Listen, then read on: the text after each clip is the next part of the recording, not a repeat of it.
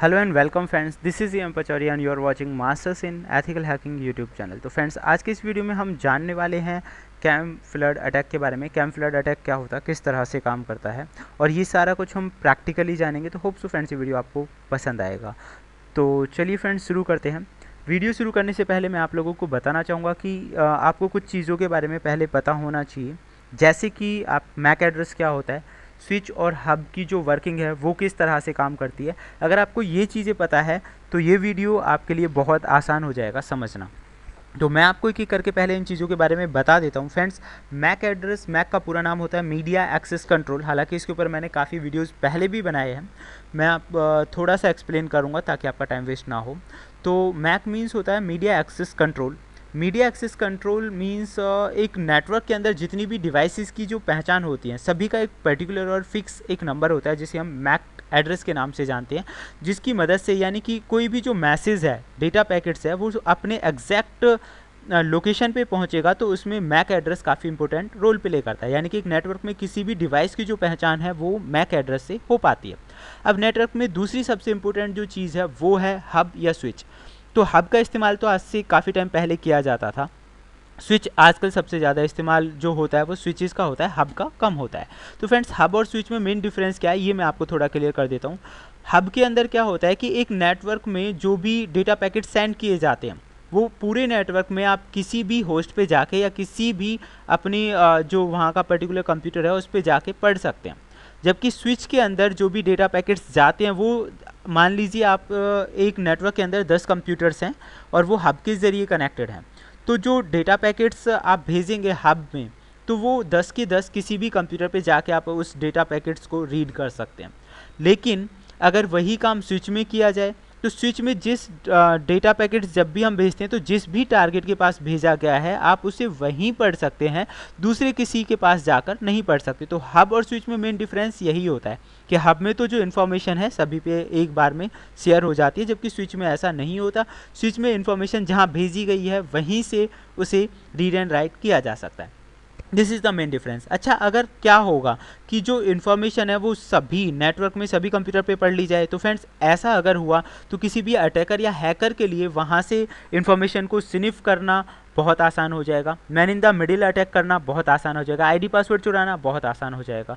तो जिस अटैक के बारे में मैं आज बात करने वाला हूँ that is called CAM flood attack. इसमें क्या होता है कि जो एक अटैकर है बहुत सारे फेक मैक एड्रेसेस जनरेट कर देता है।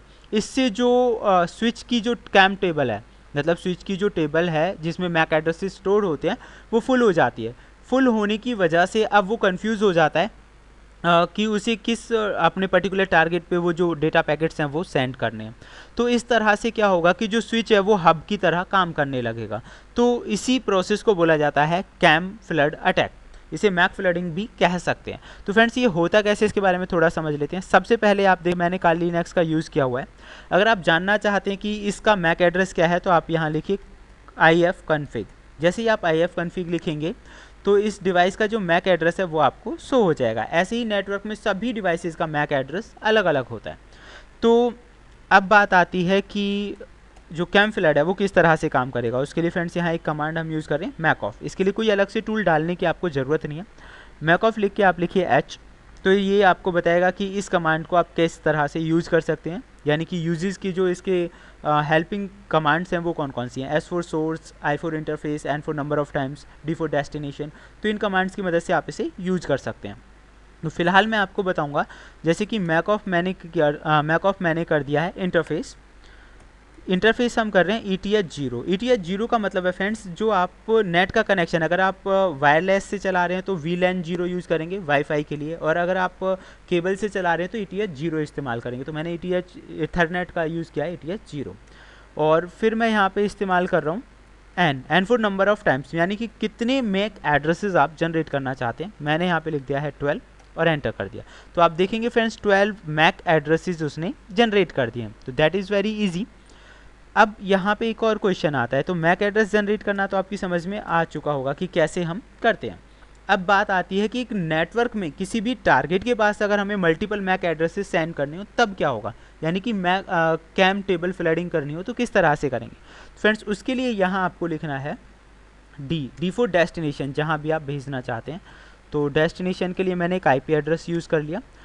उसके बाद मैंने लिखा N for number of times, कितनी टाइम्स आप इस IP एड्रेस पे जो मैक एड्रेसेस हैं वो सेंड करना चाहते हैं, वो मैंने 10 लिख दिया और एंटर कर दिया। तो फ्रेंड्स आप देखेंगे डेस्टिनेशन ये हमें शो कर रहा है कि इस डेस्टिनेशन पे जो मैक एड्रेसेस हैं, अलग अलग मैक एड्रेसेस आपको मिलेंगे। आप देख सकते हैं यहाँ अलग अलग मैक एड्रेसेस दिखा रहा है, अलग अलग एड्रेस शो कर रहा है उन सभी के, और डेस्टिनेशन ये है। तो इसने 10 टाइम्स यहाँ पे भेज दिया है, विन 512 ये आपको शो कर रहा है। अच्छा, इससे कोई खास ज़्यादा फ़र्क नहीं पड़ेगा, लेकिन अगर यही क्वांटिटी बढ़ा के मैं लाख या 10 लाख में कर दूं तो उस सिचुएशन में क्या होगा, जो स्विच है वो पूरी तरह से वर्स्ट हो जाएगा, और इस तरह से जो स्विच है वो हब की तरह काम करने लगेगा। और इसी चीज़ को बोला जाता है कम फ्लडिंग अटैक।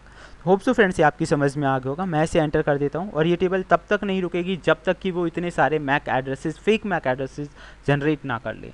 तो इस तरह से ये जो है कम फ्लड अटैक काम करता है। होप सो आपकी समझ में आ गया होगा।